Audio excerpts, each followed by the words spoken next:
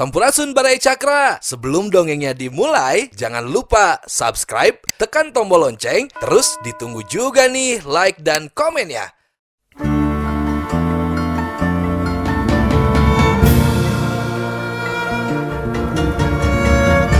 Baraya Cakra, parantos waktosna 80,5 FM Radio Cakra, midangkeun dongeng Sunda Dora-Dori.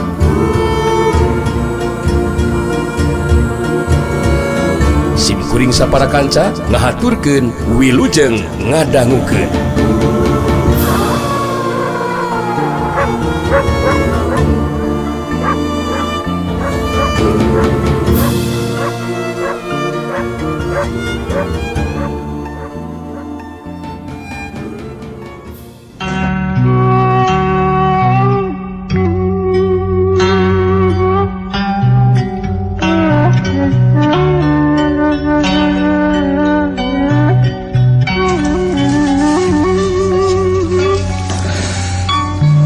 Santi nyarita ka si sangkal bulung sangkan ulah rek ngungkit-ngungkit deui kajadian anu katukang. Malah dijelaskeun ku Rasanti anu jadi bapana moal bisa ngalayanan kana karep kahayang ki sangkal. Sabab nu jadi bapana memang tacan aya mulang ka pilemuran. Ya. Jadi mun kitu mah isi lain anu bakal katemleuhan Rasanti. Aya paribasa pur kuntul kali tunggul, lar gagak kali tunggal. Dewek hayang males pati ka bapana kalahkah eueuh geuningan. Tapi aya anakna eueuh bapana aya anakna. Dewek mung tamuh laku jauh-jauh datang ka dieu. Anu matak malas pati kasih lain sia sarua jeung kasih rawin. Ningali siket jeung ngadenge caritaan ki sangkal bulung si pedang kalabang ireng, harita Rasanti jadi kahudang amarahna. Harita Rasanti nangtukeun sikapna pikeun ijen jajaten ngayunan ki sangkal bulung si pedang kalabang ireng.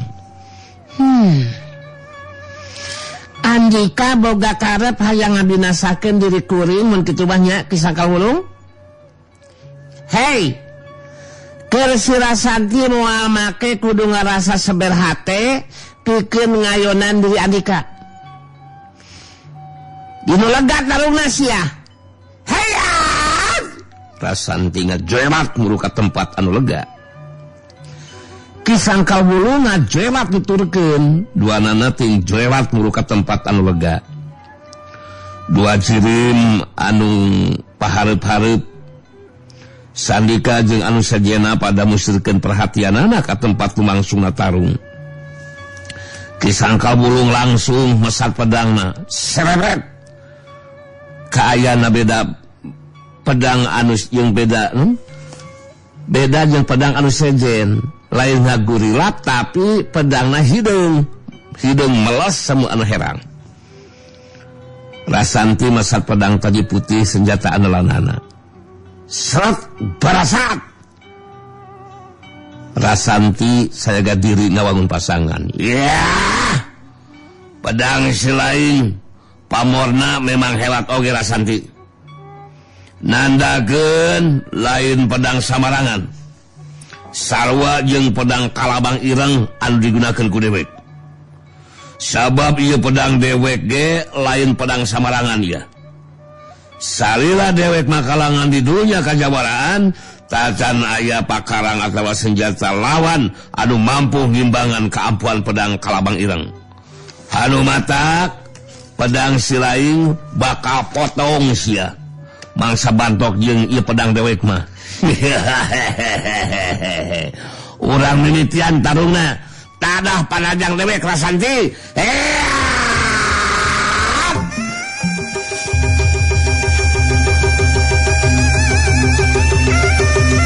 Jonelat ki sangkal bulung si pedang kalabang ireng harita anu miheulaan majuna rajang. Angin sameran panerajang senjata pedang nak nebak kuat karena badan lawan. Ubuk, hiuk. Rasanti ngimbangan panerajang anu dilawan. ngagunakeun jurus pedang kilat bumi gabungan jeung jurus tapak darah suci. Rasanti jadi kaget waktu pedang bantrok jeung pedang lawan. Harita pedang taji putih ngoleweng kagigir. Yuk sak yuk berasa tang koleweng. Leungeun katu Rasanti anu nyekelan pedang karasa jadi asa komper.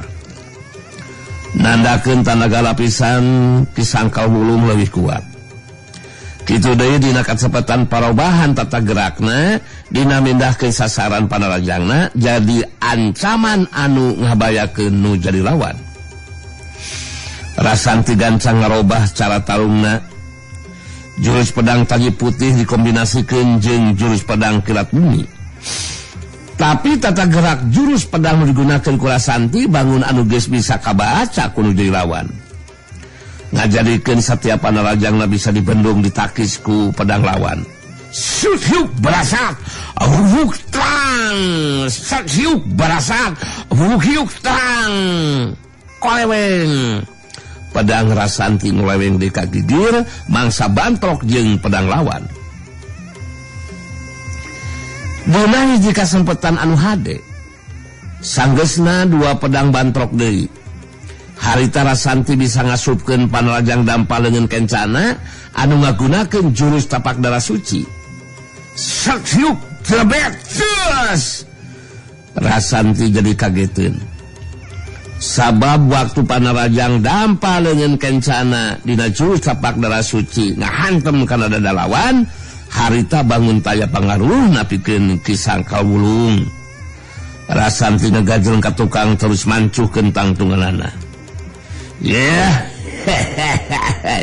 Panarajang silaing anu ngagunakeun jurus tapak darah suci nu ngahantem kana dada dewek teu mangaruhan naon-naon sia keur dewek mah Rasanti asa diusapan ke dewek padeuleu.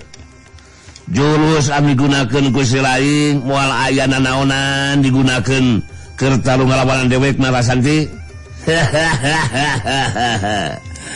Kisangkal Wulung nyengsirikeun nu jadi lawan sabab kakuatan jurus tapak darah suci anu ngahantem kana dadana taya pangaruh naon-naon. Rasanti rada kageteun oge sabab Kisangkal Wulung bisa nyahoeun jurus anu digunakeun ku dirina. Sedengkeun si Banteng Wulung yeuh baraya anu milu ngabandungan kana lumangsungna kajadian harita jadi terus tumanya ka Sandika. Sangeusna ningali panarajang Rasanti taya pangaruhna pikeun nuju lawan. Wah, geta si Sangkal Wulungan teh netela bogaan kangkuatan daya tahan nganu hebrat geuningan sandikaan. Kang benangan ku manarajang Rasantian ku jurus tapak darah sucian ngeueuh mangaruh neon-neon be terus nerang manganteng jadi salempangan. Aduh, Inggris ku bisi kitu cobra mahal jeung sandikaan ye. Kisangkal Wulung memang lawan anu berat ke Rasanti mah manganteng. Diperhatikeun ku akang tahapan ilmu silat Kisangkal Wulung memang leuwih punjul. Anu matak abdi kudu tatan-tatan we ieu mah. Mun anti pun bojo dina kayaan kadese, abdi jelas bakal maju pikeun ngayonan Kisangkal manganteng. Abdi teu miharep mun anti dugikeun ka kedah ngadangan kanyeri mah Sandika boga ijiran. Tahapan ajen pangarti ilmu silat Kisangkal Wulung memang leuwih punjul. Anu matak Sandika kudu tatan-tatan di mana Rasanti kadeseh dirina anu bakal maju ngayonan Kisangkal Wulung. Sedengkeun Rasanti jadi penasaran harita sagadi diri pikeun neruskeun tarungna neutup seukeut kalau dilawan benyarita. Teu kudu waka nyombongkeun diri Kisangkal Wulung. Keur kuring moal sentar ngayonan jago kolot seperti Andika. Sok ketrukeun pangabisa teh. Tadah panajang ye. Hiya.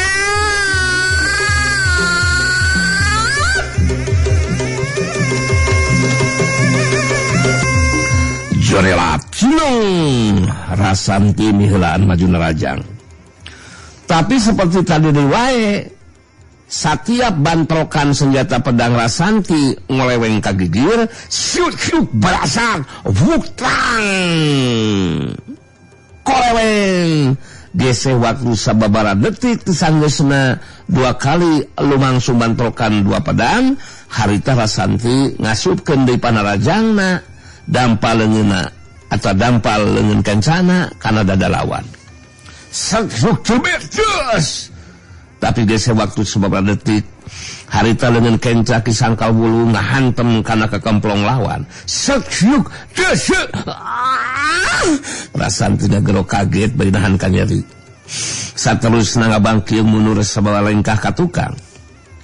Gancang Rasanti ngajaga kaseimbangan badana, terus mancukeun tangtunganana bari ngaturing hapanapasna. Disangkal wulung bari musyrikeun paneuteupeuna ka nuju lawan. Harita terus nyarita deui di barung jeung seuri. Alah. Sakumaha hebatnya jurus pedang jeung tapak dara suci nu digunakeun ku si laing Rasanti. Rengekeun sia. Tetep nepikeun ka iraha ge dewek moal mampu dilubuhkeun ku si laing Rasanti. Sabab entong boroning si laing sok sanajan si rawing bapa si laing tacantang tu bakal mampu nyimpangan ajen pangarti dewek. Karasa wal Gusti lainnya disangkal wulung nandeskeun sanajan Rasanti ngagunakeun sakabeh kamampuan dirina tetep lain tandingan manehna. Malah si rawing ge tacantang tu bakal mampu ngimbangan kana tahapan ajen pangartina ilmu silatna. Sandika geus bisa nebak mun ijen jajaten diteruskeun Rasanti anu bakal kadeseh ku anu dilawan. Dirina anu miharep nu jali pamajikan nyandangan di Kanyeri datang kebenangan ku panrajang nu dilawan. Manehna teu miharep mun kajadian eta tumimba ka nu jadi pamajikan. Harita Sandika ngajerat saterusna nangtung di gigireun Rasanti. Jerat sulung. Jelgedeg. Sandika ngarewet ka Rasanti bari ngomong lalaunan. Anti, akang teu miharep mun tepikeun ka anti kudu nyadangan di Kanyeri lantaran kebenangan di kupanarajang nu dilawan. Wayahna anti, ieu mah bagian akang ayeuna mah anu kudu ngabela sarta tanggung jawab kana keselamatan anti. Ku akang anu bakal ngayunanana anti sok mundur anti. Saterusna Sandika pangartianana ka Rasanti pikeun ngayunan Ki Sangka Wulung. Sabab dirina teu miharep mun anu jadi pamajikan kudu nyadangan Kanyeri kabeunangan deui ku panarajang nu jadi lawan. Nuhun mangga Kang Dika. Tapi kudu hati-hati Kang. Margi tahapan ajen pangartina Ki Sangka Wulung teh memang terjasa dianggap enteng Kang. Siap anti ya, sok mundur anti. Rasanti ngawanti-wanti ka Sandika sangkan hati-hati. Sabab Ki Sangka Wulung mibanda kamampuan ilmu silat anu teu bisa dianggap enteng. Rasanti terus ngajrewat mulu ka tempat cicingna Ki Buyut Debleng jeung anu sajena. Mangsa ngabandungan ka tempat lumangsungna tarung. Ningali Sandika anu maju ngagantikeun Rasanti rek kayunan dirina. Ki Sangka Wulung nangtang sangkan Sandika langsung ngagunakeun kakuatan jeung panarajang anu paling hebat. Si laing anu maju ngagantikeun pamajikan geuningan Sandika. Memang sakuluna kitu deuleu. Kangarana nu jadi salaki ya kudu ngabela kalau jadi pamajikan. Ayeuna giliran si laing ayeuna anu kudu ngabuktikeun kemampuan diri. Hasok tarajang dewek Sandika gunakeun jurus anu ampuh pikeun ngungkulan ajen pangarti dewek. Sandika bisa ngarti nu jadi lawan teh mangrupa jago kolot anu mibanda tahapan ajen pangarti ilmu silat dina tataran penunjul. Anu matak Sandika langsung nangtukeun sikapna pikeun ngagunakeun jurus tapak sambang getih. Ningali nuju lawan teu ngagunakeun pakarang atawa senjata. Ki Sangkawulung ngasupkeun pedang kalabang ireng kana sarangkana bari ngumbar caritaanana. Ya. Lantaran si lain talung teu ngagunakeun pakarang atawa senjata, mangka dheweke muare kagunakeun pedang kalabang ireng Sandika. Pikeun ngungkulan ajen pangarti si lain dewek teu kudu ngagunakeun senjata. Saora maju tarajang dewek Sandika. Sikep jeung caritaan Ki Sangkawulung bangun anu yakin kana kamampuan dirina.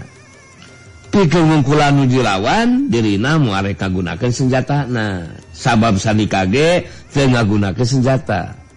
Ki Sangkawulung malah nangtang ditarajangku anu dilawan. Sandika anu geus kawangun pasangan netep seukeut kanu dilawan bae nyarita. Karep kahayang Andika bakal dicumponan Ki Sangkawulung. Urang mimitian,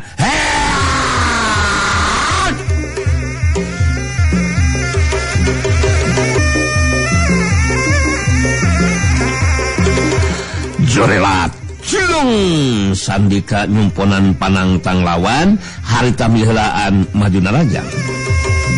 Ki Sangkawulung ngimbangan panarajang lawan.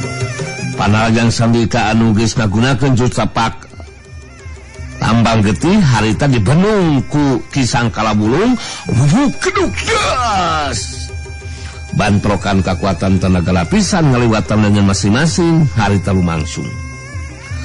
Balukatina eta bantokan harita Sandika ngadarid kadorong mundur ka tukang. Rada kageteun Sandika padahal manehna ngagunakeun satengah bagian kekuatan tenaga lapisanana anu marengan kana panarajangna. Ki Sangkawulung sanggeus ngabendung panarajang nu jadi lawan. Harita mancuh dina tangtunganana baitus nyarita. Yeh. Kamampuan si lain cukup hebat Sandika. Jurus tapak sambang getih nu digunakeun ku si lain pikeun anu sejen mah tangtu bakal dianggap hebat sarta ngabayakeun anu dilawan. Tapi digunakeun pikeun tarung ngalawanan dewek mah jelas mah moal dianggap ngabayakeun ke dewek mah Sandika. Sandika rada kageteun oge sabab Ki Sangkawulung bisa nyahueun kana jurus tapak sambang getih. Sandika jadi penasaran harita ngabangun di pasangan. Saya gadiri pikeun neruskeun tarung dibarengan ku ngagunakeun teu parapat kakuatan tenaga lapisanana. Ki Sangkawulung nantang deui tarajang ku nu dilawan. Yeah. Dewek ngarti sarta geus bisa nebak si lain teu bakal leuwih ngaronjatkeun kakuatan panarajangnya. Sandika waju narajang. Angin samberan panarajangna leuwih kuat batan tadi nebak kana badan lawan. Tapi Ki Sangkawulung lain bae bisa ngimbangan kecepatan panarajang lawan anu saterusna ngabendung panarajang nu datang. Waktu bantrokan kekuatan tenaga lapisan ngaliwatan dampalengan masing-masing lumangsung. Harita Sandika ngadalid deui kadorong mundur ka tukang. Ningali kana eta kajadian si Banteng Wulung jeung si Aceng Jeprut nyarita kaki duit debleng rek maju ngabantu Sandika ngarah bisa gancang ngungkulan ajen pangartina Ki Sangkawulung. Wah, tingalikeun kangayaan saperti ieu mah nganteng teu bisa sangukur jentulan wungkul kibujutan. Neta si Sangkawulungan teh si belakok kujubar nganu kolopok teh tetela bisa imbangan kang kuatan manrajangna Sandikaan anu mantrak anteng mudu majut bantuan ka Sandikaan ieu mah. Terus terang bukan manganteng aja deh. Aceng ge boga pamikiran anu sarua ya teh buyut aslina deh. Ngarah bisa gancang apa itu diungkulan anu dilawan. Dan Sandika ku dibantu ieu mah ya, bener teh. Terus terang Aceng bakal kecewa berat dong. Mun si Sangkawulung anu unggul dina ieu tarung. Enggak ridho. Sok lah. Idina Aceng maju ngabantunya supaya ieu pertarungan teh cepat selesai. Pokoknya masih percaya ke Aceng. Aceng kan orangnya kan untuk yang bisa Aceng mah bener Aceng. Dibuyut terus terang. Bener. Sangkawulung ke Aceng mah. Bener, dihadapi lah siapapun juga lawannya. Bener tuh. Terus terang saya lagi kan harus pada apa? Ya itu tadi si Aceng dia pernah. Yang bisa sahak ke buyutnya. Makanya mohon izinnya. Menges ilain duaan montong make jeung hayang maju ngabantu sagarupa Teng euy. Bet dewek sorangan ge anu ngalatih jurus ka ilain duaan.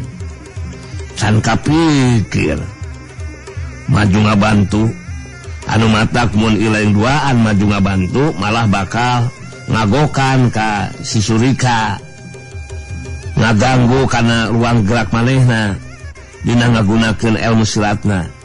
Kajaba mun kamampuan ilain duaan bisa jajar mah teu naon. Bisa jajar jeung kamampuan si Surika. Kitu tah Teng, Ceng euy. Anu matak tetep cicingna di tempat. Ngabandungan kejadian anu langsung. Si Banteng Gulung jeung Aceng Jeperut ngagugue karena caitanna ki buyut Debleng. Tapi kitu nate bari can tenang hatena sabab disangka Wulung tetela mampu ngimbangan kekuatan Panarajang jurus tapak sambang getih. Malah Sandika anu kadorong mulur ka tukang. Mangsa lumangsung bantrokan kekuatan tenaga lapisan ngalibatan dengan masing-masing. Ki buyut Debleng terus nyarita deui ka si Banteng Gulung jeung Aceng Jeperut. Ilain duaan kudu tetep tenang Teng, Ceng euy. Tarung masih kena lumangsung. Bet dewek sorangan ge can bisa mastikeun saha anu bakal unggul dina ieu tarung. Sabab si Surika ge tacan ngagunakeun jurus tapak sambang getih dina kakuatan nu sapinuhna. Tuh, perhatikeun ku saing. Si Sangkal Bulu ngahaja. Terus mapanas ku caritaan ka Surika. Itu perhatikan geus lain tuh. Tiluanana musirkeun perhatianana ka tempat lumangsungna tarung. Sedengkeun ki Sangka Wulung harita ngumbar di caitanana. Yeah. Kabandungan ku si lain Sandika. Sanajan si lain geus leuwih ngalonjarkeun kakuatan Panarajang jurus tapak sambang getih, ku dewek tetep bisa diimbangan.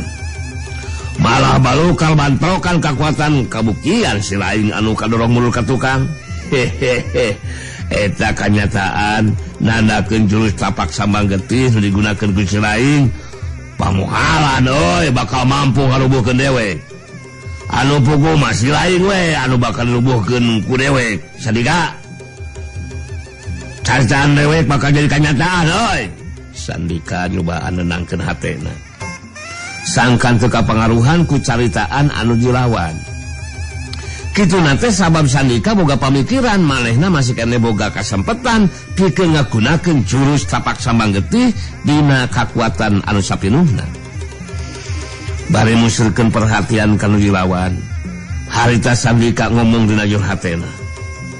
Alah, ningali kana kayaan anu lumangsung, jelas Pisangka Wulung memang jago kolot anu teu bisa dianggap enteng tahapan ajen pangarti ilmu silatna. Kisawara kali Panarajang jurus tapak sambang getih bisa diimbangan ku manehna. Bisa jadi pilihan ieu mah.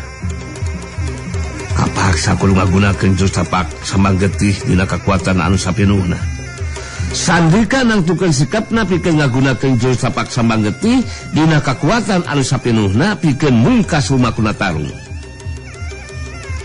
Kisangka Wulung si pedang kalabang bangun anu geus nyahueun anu dilawan teh bakal ngagunakeun jurus tapak sambang getih sapinuhna.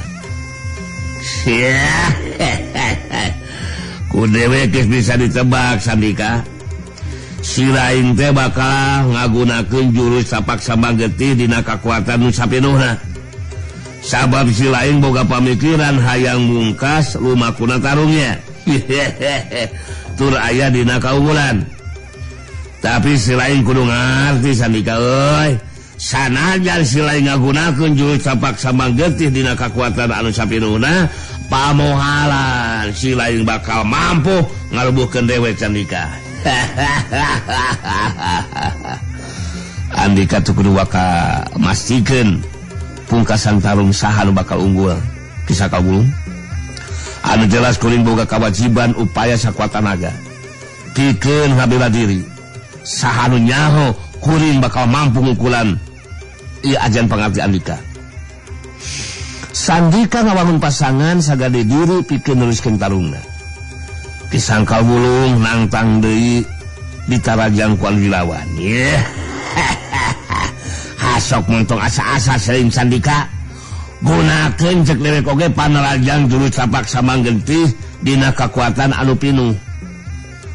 Dewek hayang ngabuktikeun tapi pikeun ka mana kahebatan kakuatan jurus capak samang getih anu sapinuhna teh. Sora maju tarajang dewek Sandika. Hade kukuring bakal dibuktikeun kisah kawulung. Rasakeun jurus capak samang getih anu pamungkas ieu.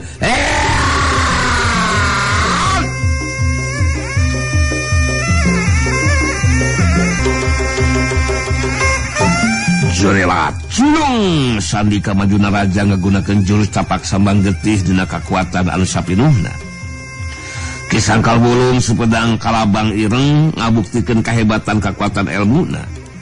Sapasang dampaleungeunna dipake ngabendung sapasang dampaleungeun lawan. Bantrokan kekuatan tenaga lapisan lumangsung. Kina bantrokan kekuatan tenaga lapisan tingkat tinggi harita kisah kawulung ngajerijeg setengah lengkah ka tukang. Seneungkeun Sandika ngabangkieung mundur sabawa lengkah ka tukang. Sameme Sandika bisa mancukeun di tangtunganana harita kisah kawulung geus ngajelat nuturkeun badan lawan pikeun nibankeun panarjangna. Molar selain Sandika.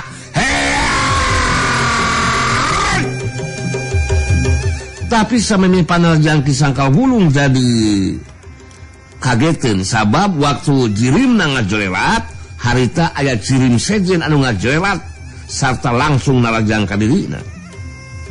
Kapaksa kisah kawulung ngabendung panarajang jirim anu anyar datang. Jolelat yuk keduk yudas. Bantrokan kekuatan tenaga lapisan ngaliwatan leungeun masing-masing lumangsung. Kisah kawulung jeung jirim anu anyar datang pada ting daregjeg malunur ka tukang. Meh bareng duanana pada mancuhkeun tangtunganana.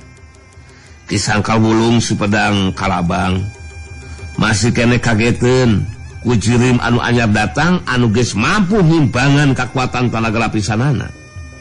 Mangsa tadi lumangsung nabantrokan. Kisah kawulung merhatikeun ka jirim nu anyar datang.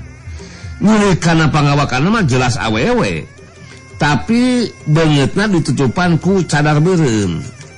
Ngan saukur katingali sapasang palona wungkul anu gilar-gilar sarta neuteup ka dirina Sandika anu geus mancukeun tangtunganana kitu dirasanti pada musirkeun perhatianana kanu anyar datang anu geus ngagagalkeun panarajangna kisah kawulung. Kisah kawulung musulkeun paneutupna ka jalma anu anyar datang. Nyirikana pangawakan masih lain jelas awewe. Make cadar beureum. Jelaskeun ka lewek saha si lain ha? Nu ditanya ngajawab pondok. Nyirikana solana siga awewe anu geus sada kolot. Naon kuring si cadar beureum? Cadar beureum naon? Naon sababna si lain make jeung ngagagalkeun panajang dewek sarupa ha? Cadar beureum. Sabab kuring ngabela anu bener. Si cadar beureum ngajawab deui pondok kisah kawulung jadi amak jeung panasaran. Langsung nangtukeun sikapna nyarita ngandung ancaman pikeun ngabinasakeun si cadar beureum.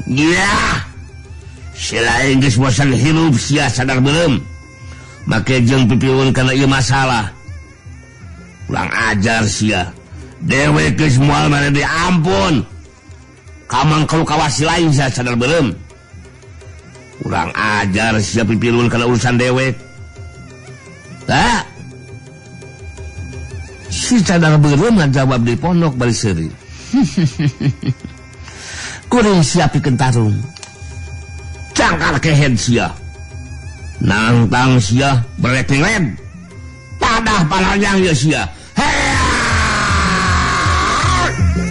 Jodelat celung kisang kabulung si pedang kalabang ireng maju nerajang si cadar berem tetela kecepatan gerakna lebih punjul batan panarajang nu dilawan wuhiuk jodelat plos si cadar berem lain bae bisa nyingkahan panarajang lawan tapi mampu ngasupkeun panarajang leungeun katuhuna ngahantem dada lawan sak hiuk tibulog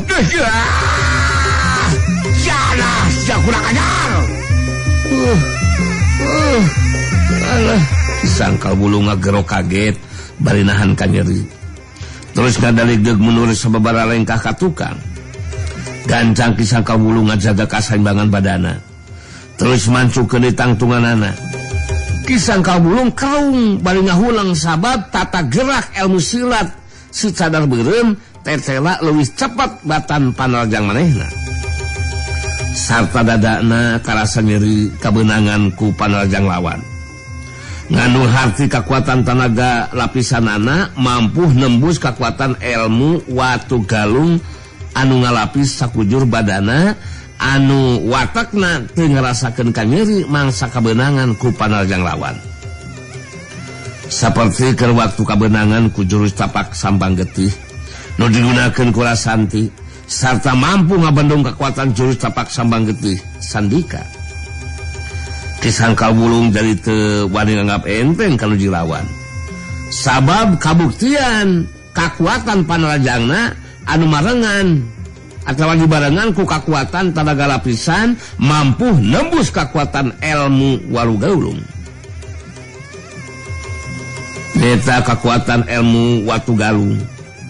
Kisangka wulung sagadi diri pikeun neruskeun tarungna. Si lain montong waka gede hake sia. Peda geus bisa ngasupkeun panajang ka dewek sasadar beureum. Urang teruskeun sia tarungna. Tadah panajang dewek sia.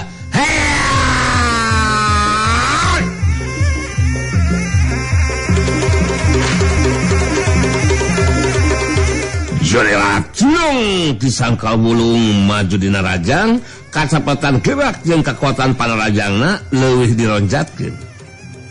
Kisangka wulung sepedang kalabang ireng jadi kageteun di wae sabab si cadar beureum lain bae mampu ngimbangan kekuatan tenaga lapisan lawan ngabendung panarajangna sok hiuk geus tapi si cadar beureum mampu ngasupkeun tacongan suku katuhuna kana kakempul lawan sedek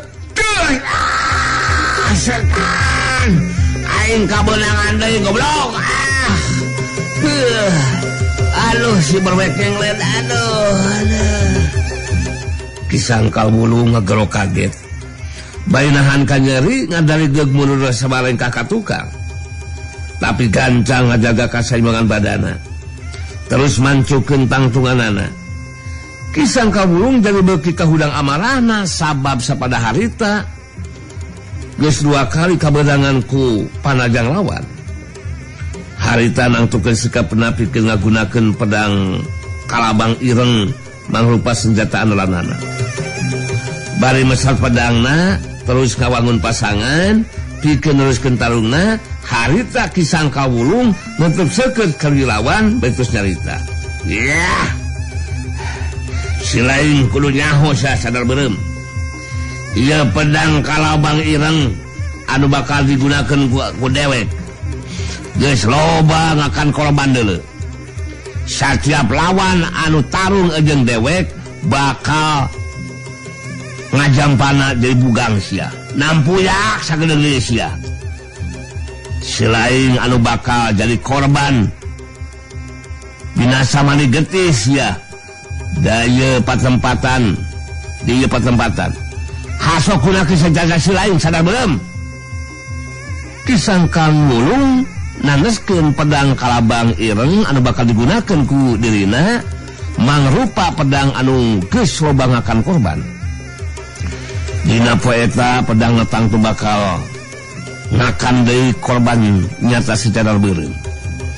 Kisang Kawulung nitah nu jadi lawan ngagunakeun senjatana. Kuring teu perlu senjata. Teu.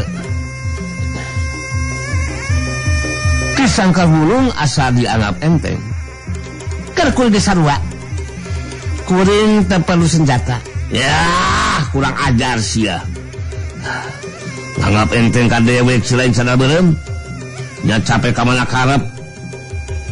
Teu perlu ngagunakeun senjata sagarupa. Sakumaha hebatna ilmu pangenteng badan si lain bakal mampu diungkulan ku dewek sia. Celung Kisang Kawulung maju narajang. Bari metakeun senjata pedangna harita